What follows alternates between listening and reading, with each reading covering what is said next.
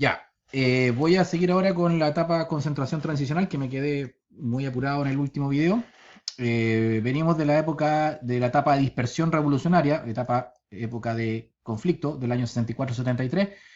Del 90 al 2011, la etapa de la concentración transicional, concentración de las ideas políticas en ciertos bloques eh, que de alguna manera generan la estabilidad social y política de esos años. No voy a analizar el gobierno militar porque el gobierno militar es una etapa donde el sistema político está out, ¿ya? Eh,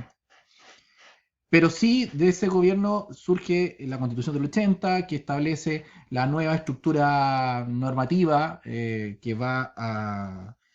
reglamentar el sistema político de la transición, es decir, el sistema binominal, qué sé yo, partiendo con una democracia protegida y después que fue mutando ya a una democracia plena, etcétera, con las reformas constitucionales que se hicieron después. Lo interesante de esta etapa es que ya la élite, que nosotros en los otros ciclos veíamos que había una élite religiosa, económica, militar y una élite política que era el gobierno, el poder ejecutivo y el presidencialismo chileno. Ahora, a partir del año 90, se mantiene una élite religiosa que empieza poco a poco a estar más marginal dentro de la élite. Una élite económica importante, con influencia principalmente en los partidos de derecha de RN-UDI, también con influencia en el gobierno de la concertación. Una élite militar que siempre está dentro de los almirantes generales que están dentro relacionados con el poder estatal. Pero surge poco a poco una élite intelectual y una élite cultural que empieza a ser partícipe de este espacio. Vida intelectual, dígase, eh,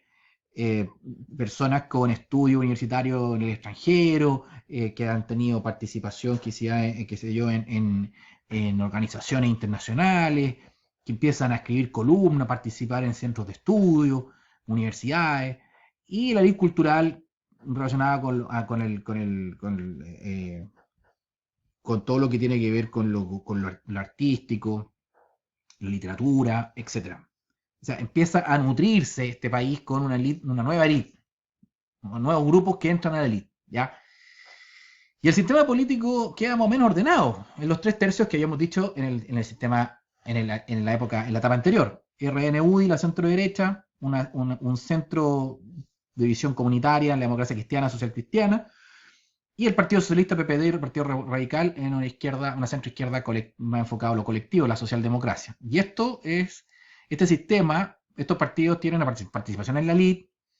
en el gobierno, obviamente, cuando son gobierno, en la elite en general, con las diferentes élites se relacionan, participan activamente en el sistema político, en la elección, en el parlamento, etcétera, una militancia importante,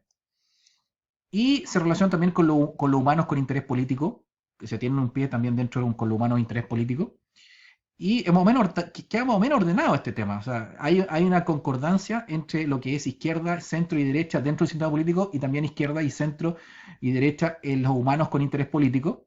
Y aquí en los humanos con interés político bastante organizados en centros de estudio como Instituto Libertad, Libertad y Desarrollo y Fundación Jaime Guzmán en la derecha, estudios públicos, centros de estudios públicos,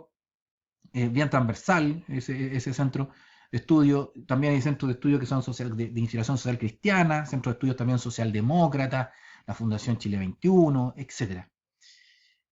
Y eso de manera, y entre estos centros de estudio, bastante comunicación entre ellos. O sea, también aparecen estos grupos conservadores católicos con bastante influencia en la derecha, como son el Opus Dei y los legionarios, ¿ya? Y los chanstatianos. Eh,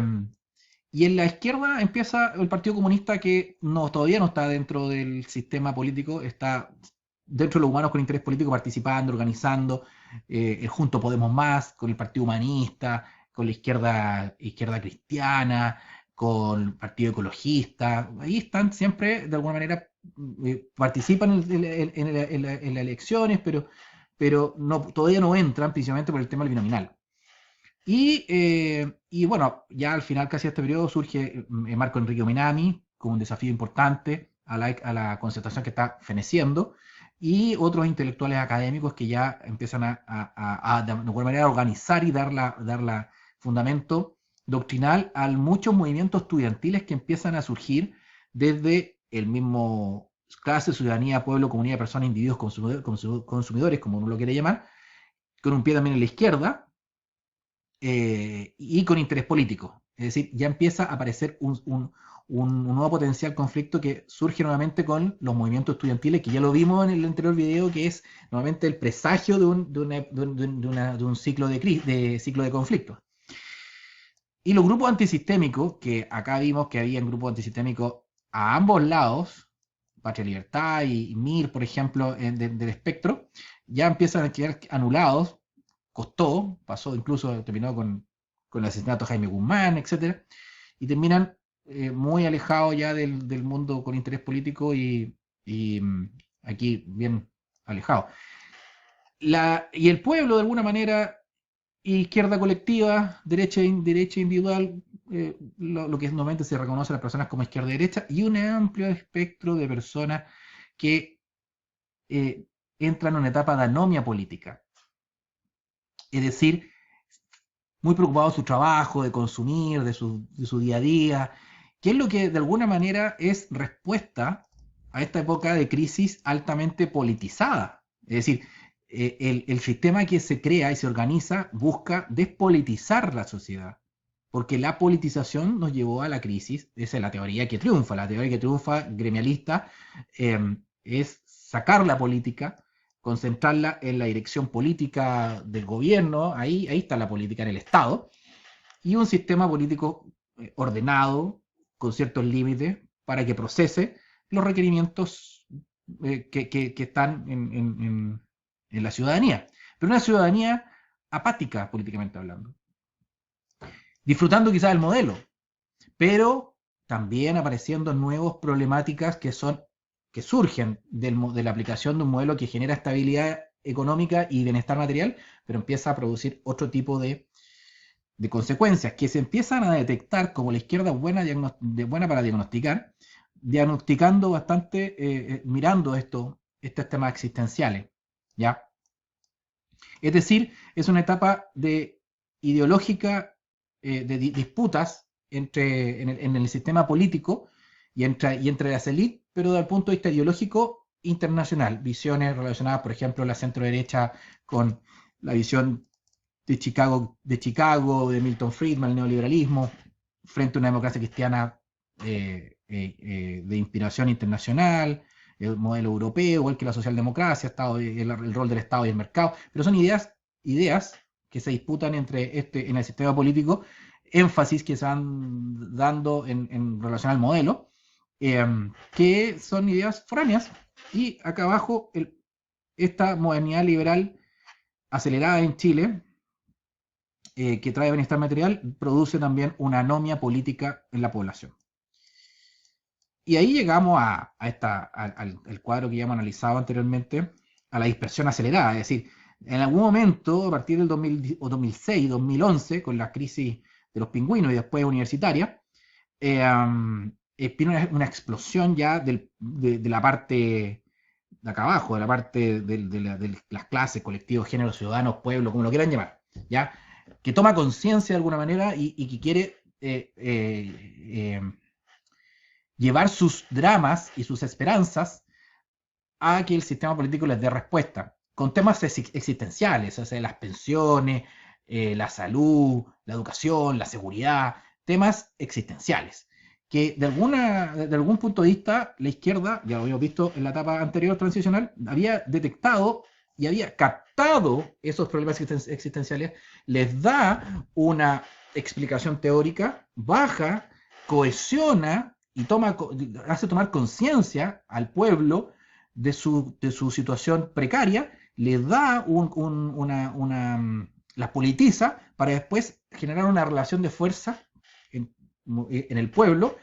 que suba al sistema político, y que el Frente Amplio trató de llevar como nueva fuerza política al sistema político, valga la redundancia, pero que no ha sido capaz de llevarla de manera adecuada, lo cual dentro de los movimientos sociales hay una desconfianza también al Frente Amplio. y también al Partido Comunista. Es decir, todo lo que represente, todo lo que sea sistema político y que sea de representación, hay una desconfianza de este pueblo, que también, que de alguna manera es una izquierda colectiva, tradicional, pero también hay un amplio espectro de movimientos sociales con diferentes situaciones existenciales, el tema del agua, el tema de la inmigración, el tema de las pensiones, que se empiezan a organizar, ¿ya? Esa organización, insisto, se toma un problema existencial, se sube por parte de la izquierda, se teoriza, se baja, se toma conciencia, se genera una relación de fuerza, o sea, se cohesionan, se toma una relación de fuerza para presionar a las élites, para que como élite dirigente, que tiene el poder, que acá arriba está el poder, se genere un contrapeso de poder para que esta élite pueda responder a un problema existencial. Si se fijan, lo he conversado, ya lo he explicado ya, en lo no izquierda se baja con un principio reaccionario, ya cuando la izquierda pone un tema, los movimientos de no izquierda, dígase nacionalista y también de centro derecha, o sea, cristiano, responden a ese dilema con una defensa de un principio ideal abstracto. La libertad, los principios cristianos, la soberanía, la patria, la nación, pero que no necesariamente ese principio abstracto tiene relación con algún problema existencial. Bajan a decirle al pueblo, a la clase, a la persona, al individuo, al consumidor, decirle, oiga, a usted le falta más libertad, usted tiene que respetar los principios cristianos, usted requiere luchar por la soberanía del país, la patria, defendernos de, etc. Y que en ese pueblo ciudadano abajo le cuesta entender, le cuesta bajo ese punto de vista, le cuesta entender este principio, porque sus problemas son existenciales. Lo que hace la izquierda de manera bastante bien, hace un buen diagnóstico de la realidad. Para eso tiene sociólogos, antropólogos, etcétera, cientistas políticos, abogados, historiadores. Hacen un buen diagnóstico que después las ideas le dan una explicación, pero después las ideas le dan la respuesta, generan una respuesta política para resolverla dentro del sistema político, dentro de la institucionalidad, por ejemplo, la necesidad de cambiar una constitución, por ejemplo, y un plebiscito para resolver ese problema existencial. Y la derecha se queda defendiendo principios abstractos. Y eso no es la no izquierda. Y eso no es un tema de ahora, sino que, bueno, explicar de manera abstracta defensa de ciertos principios en un escenario donde, como vimos acá había habían discrepancias a nivel horizontal entre intralit y sistema político, aquí ya es intralit, intra-ciudadanía, intra-sistema político. Hay temas que son transversales, y no son solamente izquierda-derecha, temas que son ideológicos, otros que son existenciales. O sea, esta situación del siglo actual, de esta etapa, del siglo XXI, es altamente compleja en el sentido que no es explicable por una teoría o una ideología como se podría haber explicado en la época de la crisis del 73, donde una ideología venía a explicar y la otra le competía. Acá es una realidad ultra compleja, redes sociales, televisión, medios de comunicación, influencia extranjera, realidad, modernidad individualista, consumo, clases medias. O sea, hay diferentes problemas existenciales e influencias en esta existencia que hacen que la respuesta no puede ser completamente desde una perspectiva, tiene que ser multidisciplinaria. Lo que sí pasa es que hay una diferencia de poder, es decir, el poder está saliendo de las élites, que están perdiendo poder, y hay un pueblo que tiene un poder que todavía quizá no tiene conciencia de ese poder. Pero hay un gallito en la cual el pueblo tomó en esta evolución histórica, donde vimos en estos videos, donde desde que no existía el pueblo a estar representado mínimamente, después a tomar cierto grado de conciencia, pero por medio de ideologías totalizadoras, después nuevamente un pueblo que fue excluido y llevado al consumo, y ahora un pueblo que está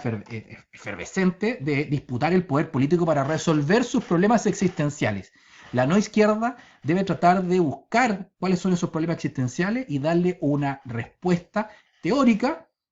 a esos dilemas en la realidad.